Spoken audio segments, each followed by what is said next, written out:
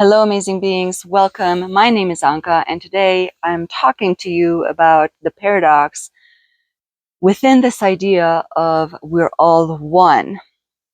And I want to be very specific. I feel that today this is a confirmation for somebody who had an experience and they need help with articulating on this topic, or they're trying to make sense of how are we one and yet we are separate. There's a separateness, but there's all one. They're coming closer to that unification, and they might be here consciousness wise, vibration wise. They made that bandwidth, but making sense, right? This articulation, sometimes it's helpful to be inspired by somebody else articulating it, and it's like, okay, now you can formulate it and make sense within yourself. And I really think that this is the case because I didn't want to make this video.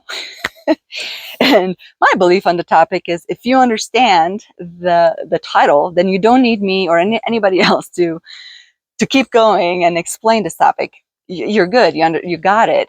If you're not in this understanding, then you might be triggered. And that's not what I'm here to do. That's not anything about that. Usually, also, these videos are for me primarily, and I'm just sharing. They're vlogs, right? They're just kind of sharing, and many times they help me articulate this on this topic. I didn't feel like I need to get on a soapbox or anything. But it started in a group that I'm in, and the message in the group was about the separation of the world, the separation of the vibrational, our perception, and with that, this is the one of the last larger letting go of the people who did not agree, or that they do not want to participate in the awakening, right? And so there's a separation between people. And I clicked the comment section, and it was quite violent, right? To me it felt very violent because you know, a lot of the discussion was on the topic of, but we're all one. We're not separate. We're not here to judge. And this is an egocentric perspective, and all this stuff. And I didn't think anything of it. I just went about my day. And there was this void all of a sudden. There was just like a hunger that I felt. It was just like, what are we to do with this type of conflict? And all of a sudden, I'm here speaking to somebody. So that's why it's like, I hope this serves as confirmation. It can only work if it's a confirmation. And if I'm going to talk about this topic, it is going to be only from this view, from my experience, from my perception. I am offering myself as an example only because I feel like this is such a personal unfolding of the self, such a personal merger within the we are all one. And it is for the individual self to go through that. It's beautiful. Right? And it's to me, this is the misunderstanding that I talked about in the previous video, I think, or whenever that was. Right? We're talking from different points of view, from different perceptions, different consciousness, different assemblage points. And it's so easy to come into a conflict because in one area words are very important, and then in a different area words are kind of symbolic. They're not like super accurate, right? Like it's hard to especially in one post. And so it's like, I understand both sides so well because this self has been in all those stages. So it's like, of course, Is somebody not true? No. Everybody has legitimate their own truth. And so when I talk about the paradox is, I'm talking about from this current self, the today, me, right? And the way I understand this topic, and the major word here is and, right? Because today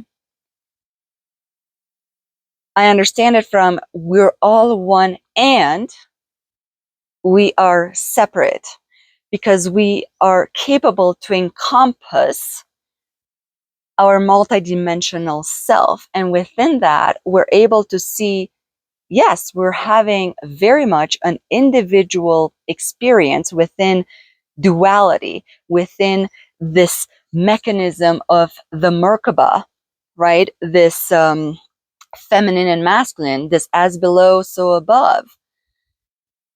And yet, we are spirit. Our light body is encompassing the other self. We were able to, and I understand, I don't know, but this is what I believe, this is my experience so far, is that as a formless consciousness, not many consciousness complexes, souls, whatever you want to call those, oversouls, have the ability, capability, possibility, option to experience form. So just the fact that we are here, we're in form, and we're having this experience is amazing. And yet, so this formless is all the way into form through the density translation, right? There's mechanism. It's not hocus pocus. There is capability, intelligence in order for that to happen, structures, right? Okay.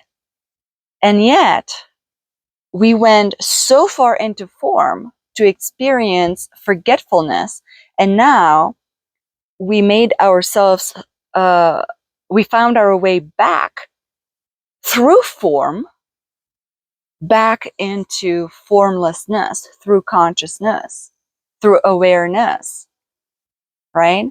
In consciousness, through awareness, whatever, words, again.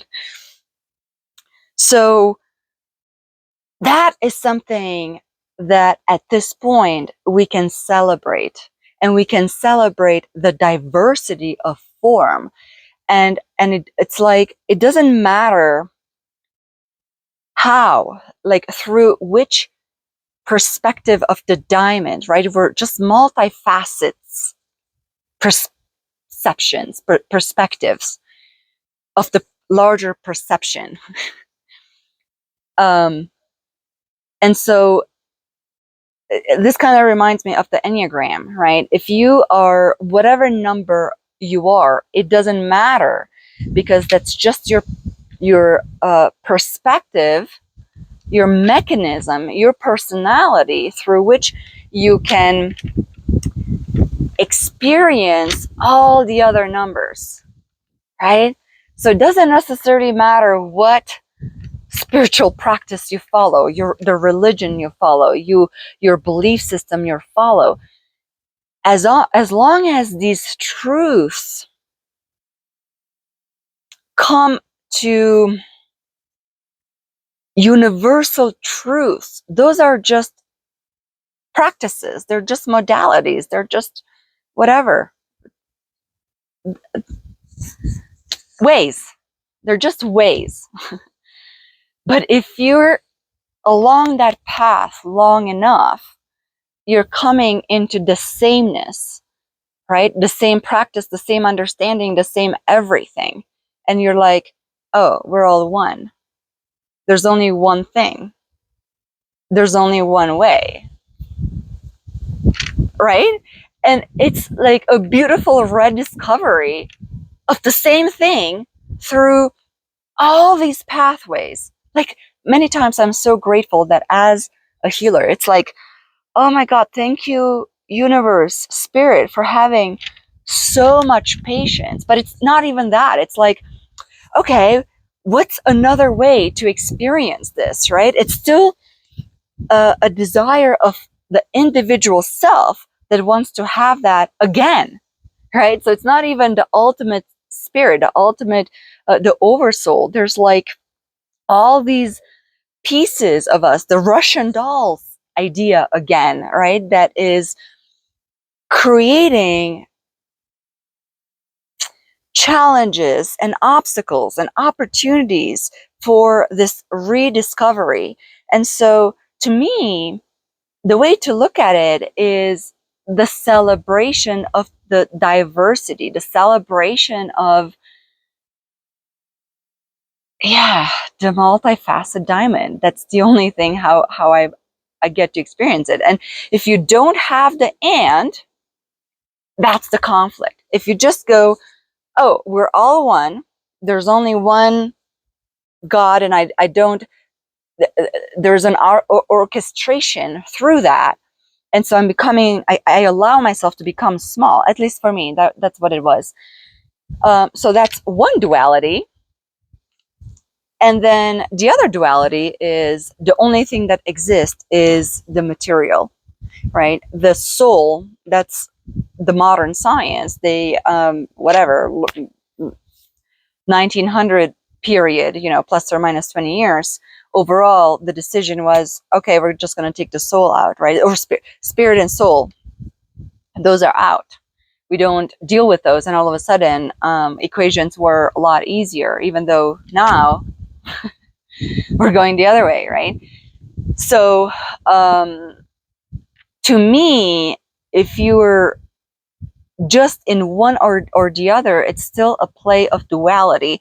And even though it is a play of, or there's awareness of this is so egocentric, no, and you're trying so hard to be egoless because you're trying to not have judgment of the other people, but the overall judgment is within you that we're all one. So for me, and I had to shed this, I don't know, 2 weeks ago, I made another video about it. And at that time, I wasn't sure what I was shedding. It was like, I'm grieving this faith in this spirituality. Now I understand. I placed my faith into this all one.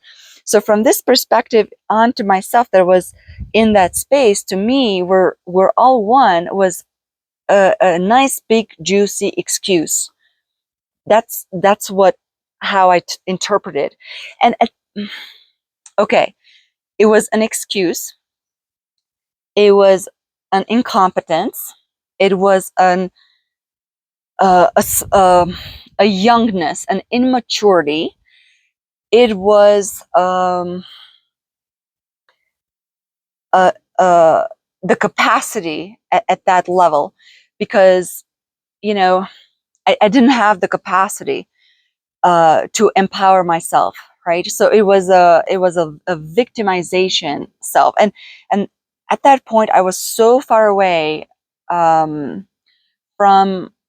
a healed version of myself that even if I stepped into a decision, I could not bear the responsibility or the consequences of that decision, right? So at that level, my unhealed self was okay with this justification, right? Because if we're all one, somehow I arrived at an acceptable level of justification within my mind, within my own behavior, and within the behavior of others upon myself, right? And somehow that was a comfort level, right? As and not a comfort, but also capacity, because let's say I would have gathered enough strength to impose a boundary or impose a decision from that empowerment, but then the guilt, right? Because that means that I'm taking all this love and I'm pointing it towards the self, right? And I'm empowering the self within the we're all one. But the guilt of me loving myself so hard that I would say no to this and no to this and bye that, it was like I would have run out of strength. I would have only had strength to overcome or to make the decision, but then I wouldn't have had the strength to, or the stamina, right, to overcome the guilt from that decision. And so everything played out within the level of health, the level of acceptance, the level of capacity we had to make those baby step decisions and choices to take care of health, to take care of boundaries, to take care of health, to take care of boundaries, right? And now I understand.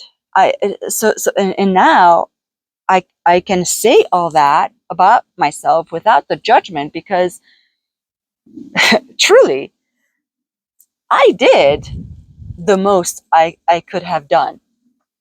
I did within the capacity that I had, the consciousness level and the applied awareness and the knowledge that I had. So it's all good. It's all good. And that's, to me, that's why, to me, I see everything as a healing. Healing means self-discovery, because the more you unveil the piece of you, the more empowered you are, the more allowance you give to the self to heal. And maybe it goes the other way sometimes, right? Where it's like you're healing a portion of yourself. Now, within that capacity of strength and empowerment and authority and authenticity, you can now unveil and come to an acceptance of the situation that you are within. And so this game of taking light and moving it through our consciousness, taking it all the way into form, as far into the planet as we can, and then that is coming back into us. That is a constant movement through this space-time and time-space, this duality, this Merkaba mechanism. All this is all the same thing, but they're different aspects. One is mental, one is emotional, one is structural, one is whatever. They're all serving different purposes, serving the same purpose. And after all that clearing and cleaning and unraveling of pieces of the self, you're coming into this beautiful realization of the paradox. And now, if you're not within a paradox, then you're not in a heightened truth, because you're not encompassing duality. Duality is just this space. So is duality illusion? No, it is not an illusion. From what point of view, from what perception are we talking about? Right? That's the other thing. So to me, and how do you choose? It's all about choices, right? So it's like, how do you choose to see it? I don't choose to see duality as an illusion. Right? From a higher perspective, duality is an illusion because it's a manifestation of that reality. All that reality is happening within the 5D. The reality of the 5D is happening within the 6D. All that stuff. So it's like, okay, from that model, 100% reality is an illusion. But now that I am here, and now that there was capacity and effort for my non-form to be in form, why would I want to call it an illusion? No, I want to celebrate all of it. I want to celebrate form. I want to celebrate all the beings, all the elements, all the variation, all the point of views, everything from the capacity where I'm at. I want this life to be a constant celebration. Now, does it mean that I'm not going to suffer? Does that mean that I'm not going to be pissed off and angry? No, those are all aspects of what that is. And just because I'm pissed within one moment doesn't mean that I'm not happy. I'm just pissed about this situation, but my happiness is encompassing that anger. So it's like I'm angry and I'm happy. Why can't those coexist?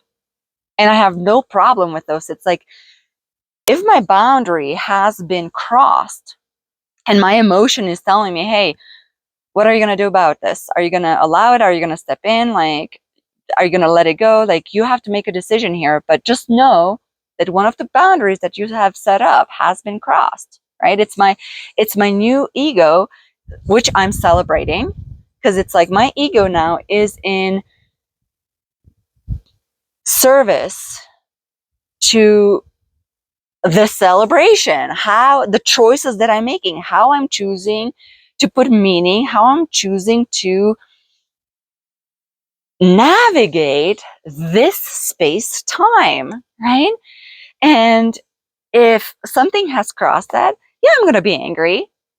So then I can decide I'm going to sit here. It's like, okay, anger, thank you so much. You know what?